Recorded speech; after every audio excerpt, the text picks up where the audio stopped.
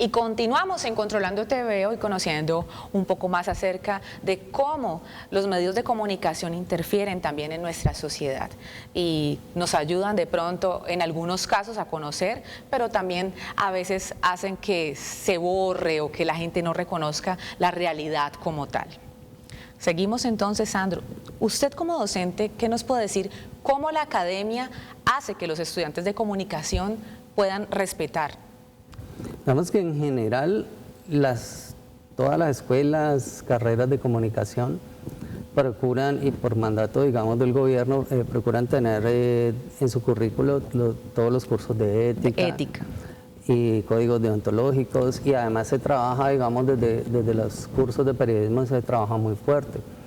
Sí, puedo dar fe porque conozco por lo menos no, yo creo que la mayoría de los programas y currículos de aquí de la región los conozco y todos lo tienen y todos procuran trabajarlo, y los profesores son muy conscientes de eso, de la importancia de formar estudiantes que tengan ética y respeto por la información.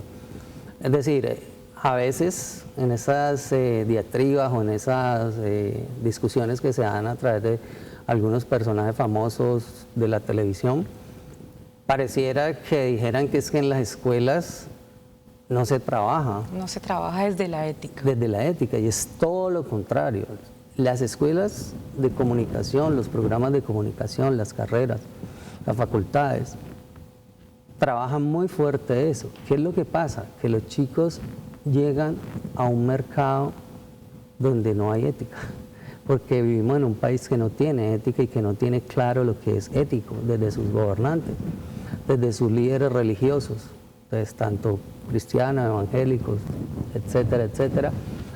No es un país donde la ética sea un valor, es un país donde el valor está en ese momento dado, y el éxito y el valor están dados por lo que tienes, por el dinero.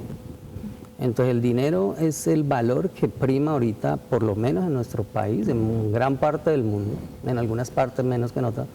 Pero en Colombia el éxito está midiendo en ese momento es por el dinero, por el carro que tengas. Esta persona es exitosa. Esta persona, mira cómo está avanzando, es la palabra que se usa, ¿no? Cómo ha avanzado, cómo ha mejorado su vida, porque tiene un mejor carro o porque vive en un mejor lugar. Entonces el éxito está midiendo es por la capacidad económica, por el dinero. Pero entonces, ¿qué podemos decir que es el punto que hace que realmente los comunicadores que podemos ver en este momento se olviden de esos principios? El dinero. Claro. Es el dinero. Es el dinero. ¿Qué es lo que pasa? Que llegas, digamos, con un pensamiento ideal, cierto, utópico, idealista. Yo voy a ser un periodista ético, respetuoso de la información, etcétera. Pero usted le dicen, vea, tiene que cubrir esto, pero venga, ojo, no vaya a hablar mal de este señor, no vaya a decir esto de este señor, a este señor no lo podemos enlodar. Eso es lo que tenemos. Si le parece bien, si no, pues vaya a trabajar a otro lado. Y entonces ahí es donde entran los chicos en dilema. Es un dilema ético, me enseñaron, es un dilema moral, entre lo que me enseñaron y ganarme el dinero, ganarme la vida con mi profesión, pero en unos espacios que no son éticos.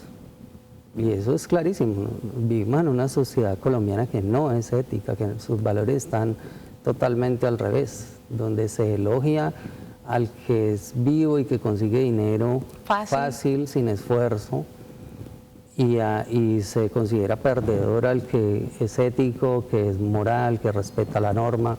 Ese es un perdedor, un loser, como dicen ahora, ¿no? Entonces, ese cambio de valores, esa tergiversación de valores, es lo que genera un mercado periodístico poco ético, en el que se mueve el país ya en lo profesional, que riñe un poco con lo que se trabaja en las academias. Pero, ¿cómo se podría contrarrestar eso? Contrarrestar, yo pienso que el Estado debería tener medios noticiosos propios, donde hubiera equilibrio partidista. Así como hay, digamos, el canal del Congreso, que hubieran noticias, pero entonces manejadas por diferentes partidos, entonces habría diferentes visiones. Entonces es un poco lo que pasa con, digamos, el canal 1 y Noticias 1, ¿no? Que empieza a generar un equilibrio frente a lo que hacen RCN y Caracol. Que era algo que pasaba antes en Colombia cuando había un noticiero liberal y un noticiero conservador.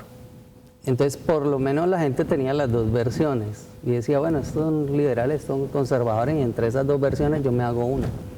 Pero ahora pareciera que solo los canales privados manejan una versión unívoca, y la única pequeña voz ahí disonante es la de Noticias 1, que hace a veces oposición.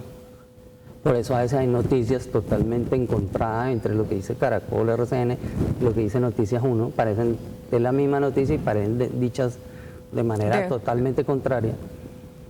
Entonces eso es como lo que falta, ese equilibrio. Y ahí es el Estado el que tendría que regular. ¿Es entonces el poder económico el que está liderando con todo eso entre la ética y los valores? Es lo que podemos decir. El poder económico y el poder en sí. Porque, digamos, el poder político genera poder económico y viceversa, es como algo simbiótico. Y el poder económico genera poder político. Y esa relación allí en nuestro país se ha vuelto nociva. Hay otros países donde también pasa. En Estados Unidos, por ejemplo, el canal Fox, las Noticias Fox, no el canal Fox, el Noticias Fox, Fox News, es un canal que fue creado básicamente para el Partido Republicano. Y de hecho fue un proyecto que creó un comunicador cuya intención era venderle el proyecto al Partido Republicano para que pagara un noticiero casi partidista, pero nunca el partido no lo hicieron el partido, pero lo hizo la Fox. La Fox se lo compró, pero entonces el Noticias Fox News es un noticiero prácticamente republicano. Al hablar de canales también, si ya vamos a hablar de canales de pronto pequeños como este, ¿cómo podríamos cambiar? Los canales pequeños como este generan equilibrio, porque son pequeñas voces que empiezan a ser disonantes frente al discurso poderoso, digamos, de los canales privados, que está manejado por el dinero, por el poder. Entonces, digamos, hay pequeñas voces disonantes, que puede ser este canal, puede ser otro canal universitario, puede ser una emisora universitaria. En ese sentido, podríamos hablar de la otra pregunta que tú tenías. ¿Cuál es la responsabilidad de las universidades también a partir de los medios? Y es generar medios universitarios un poco más fuertes. Porque en la medida en que los medios universitarios empiecen a ser muy fuertes, eso empieza también a generar una especie de ética o vergüenza ética a los medios más poderosos. Sí. Entonces les empieza a hacer una exigencia, empieza a convertirse en una exigencia.